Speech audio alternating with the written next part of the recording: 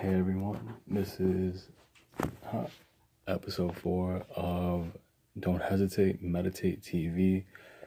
I'm Jonathan Brennis, and today we will just get right into it, and it'll be similar to what yesterday was about in terms of context and the content that we'll be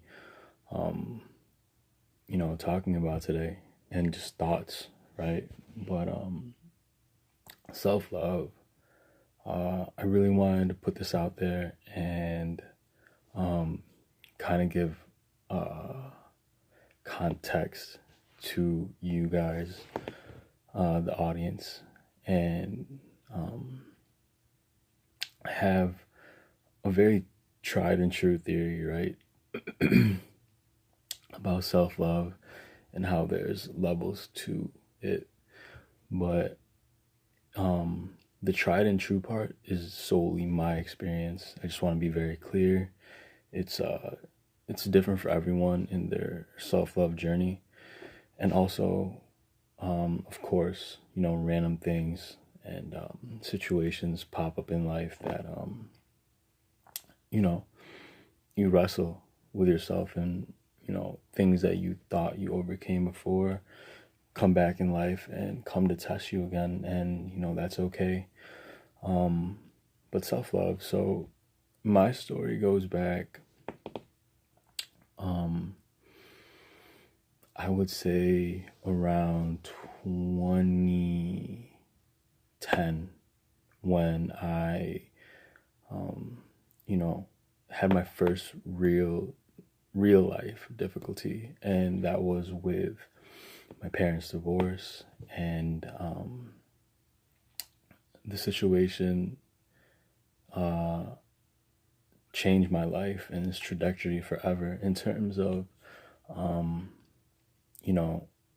growing up. I really never had an issue or a problem questioning my happiness or the things I love to do, or, the person I was. And, that's okay. But when that situation happened, I would say I became from a very independent person, because I knew my ambitions and my goals and the intentions I had set a very long time ago. But when that really happened, it made me question like all the relationships in my life, and made me view relationships from a different perspective, which was a negative perspective, right? And it was very humbling, because it gave me a taste that life, the way I was looking at it in terms of relationships, that everyone was like me, or everyone was going to treat me like I would treat them, was really not the case. And it brought a reality to the world we live in today during that time. And I found God in that time. That's the truth. And more importantly, he found me. But that kind of love I had for myself, right? The levels. There are 3 levels. And the first level of love I encountered with myself was a very selfish love. Like, to the T of the word selfish. That I would view my relationships and everything I did throughout my day, and the interactions I had, whether it came to the interactions I had, whether it was the decisions I made, they all benefited me. And that turned me into someone, started turning me into someone I'm not, right? And a lot of relationships that stem from pride and ego uh,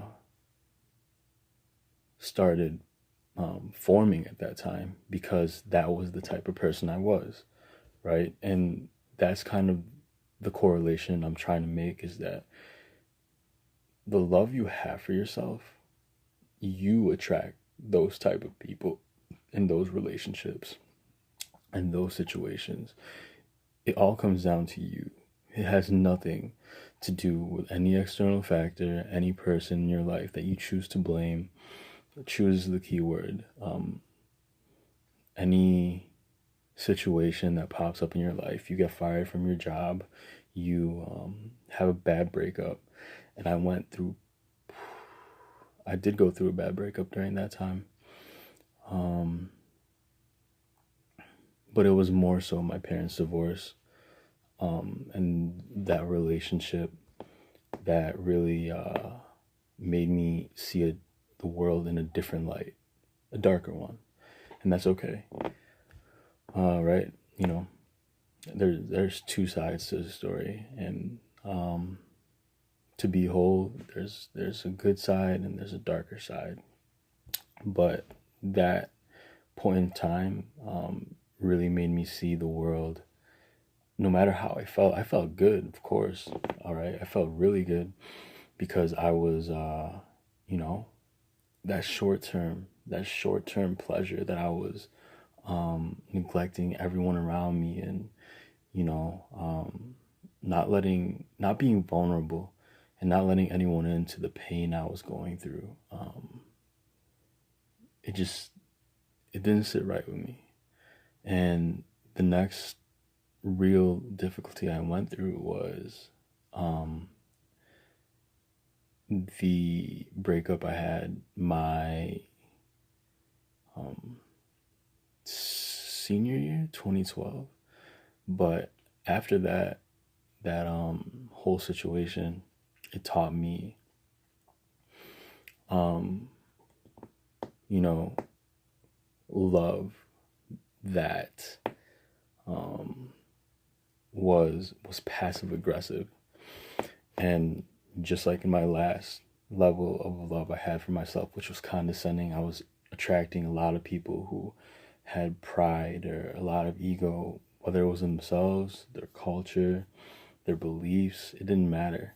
You know, they had a lot of that in them, and that was because I didn't acknowledge the pride and, you know, the egotistical manners, narcissistic manners that I held in myself and that I believed. And from letting the pain change me into that person,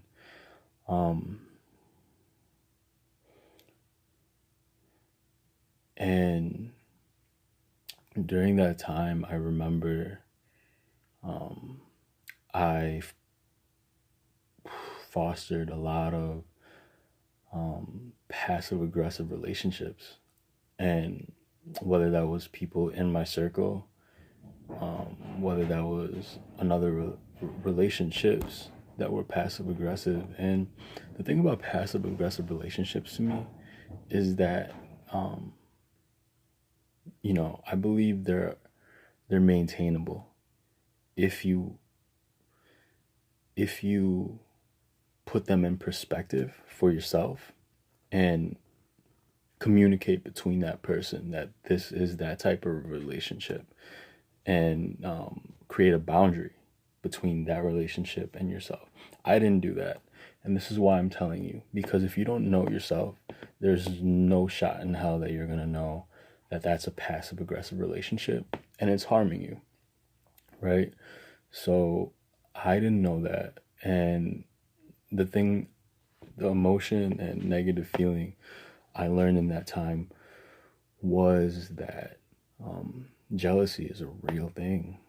And, you know, comparing myself and trying to really compete with those people around me, and, you know, to better myself. I thought I was bettering myself, but in reality, we were feeding off each other's lack of self love.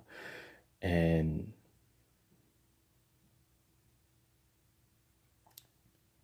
that that lack of self-love led to um long-term long-term bad habits where um you know you expect a certain thing, which I believe is love from one person or another, and you realize that this person doesn't have your best interest the way you want them to. So now you're getting mad at them for not acting a way that you implemented in your mind already that they should behave towards you and act towards you or support you the way you want to. And, you know, things like that, expectations, they're killer, like, you know, killer to happiness, like true happiness and self love. And again, I fostered a relationship in that time that made me um, that bred jealousy, that bred comparison, that bred um, competition with someone that wasn't me. And that's that's critical. That's critical because, you know, it's very cliche to say, but you are your only competition. You are the only one who um, should be accountable for everything. Like, you know, everything in your life you should be accountable for. And I'm not telling you how to be, I'm not telling you how to act. I'm simply telling you the truth that to be truly happy in your life, you have to have a great sense of accountability for your actions, whether that means accepting losses, uh, I love, by the way, I love losing. Like, I love losing. Whether that be breeding wrong relationships and accepting at a certain point in your life of breeding wrong relationships because of a lack of self love that um, you know, you need to take that back or let it go, right? And dig deep, you know, to the roots of what caused that lack of self love and to be attached to those type of people. And for context, for example, what I said was I had to dig deep. You have to dig deep, right? That's why I said digging deep for me was understanding that my pride and ego and my selfish ways of loving, which had nothing to do with the other person, came from my pain that I saw and followed and acted in my own way of my parents splitting and my family, you know, splitting. And also the breakup of a relationship I truly was inspired by and um, you know, and admired, right? Deeply and loved deeply. But it's one thing to know and it's one thing to do. And my actions weren't matching what I was saying, in all honesty, which means that I was breeding a foundation of jealousy, of hate, of anger, of frustration, of comparison, and all those things that would, I mean, not would, they just are a detriment to any relationship, period. You know, it could be a friendship. Uh, and I did have that happen in my friendships at that time, deeper friendships, and um, a relationship that made me look at the situation holistically because I felt it, right? That relationship situation, um, I felt a need to change. So that being said, I came to a point in my, self-love and journey where I took both of those pains, and currently at the level I'm at right now, where it's that I'm whole. I All pride and ego aside, I don't take it for granted, and I'm absolutely, absolutely grateful for where I'm at in my life right now. Is that I'm whole, I'm secure, I'm happy, you know? And I think I'm not confused about who I am because I took a step back looking at all two of those situations and took accountability for it.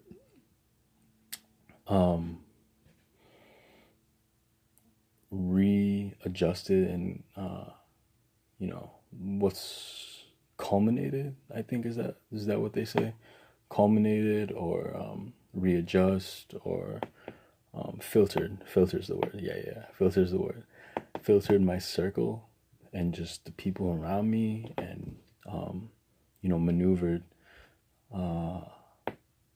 setting boundaries, clear boundaries, and speaking from my heart how I felt in those relationships, and not just letting those relationships stand still, which is, I want to point out, is a huge element, is that to my story, that reaching this point of self-love where I feel whole, I'm happy, I am not attached to anyone or anything around me that is not reciprocating or vibrating on the same level or frequency or whatever you want to call it at.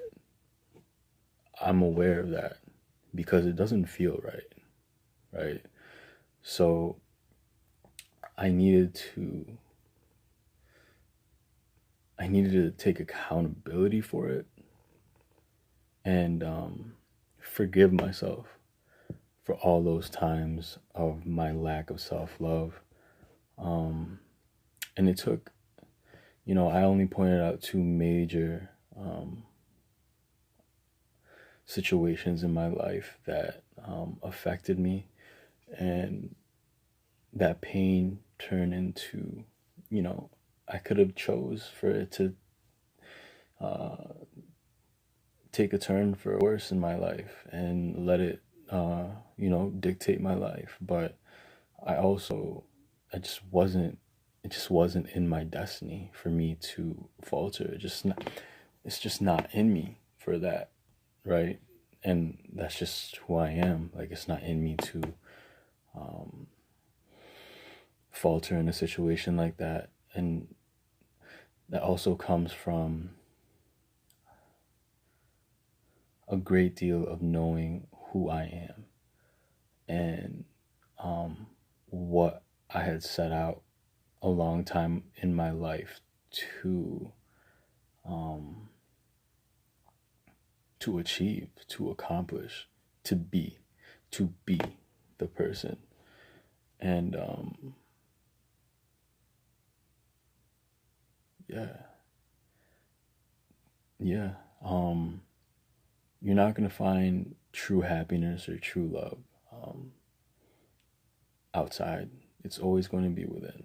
And with that being said, I hope you find whatever is causing a deficiency of self-love in your life and making you completely whole, and go straight through that pain, go straight through those situations, and be great and be you. Thank you again. Episode 4. Don't hesitate. Meditate on it.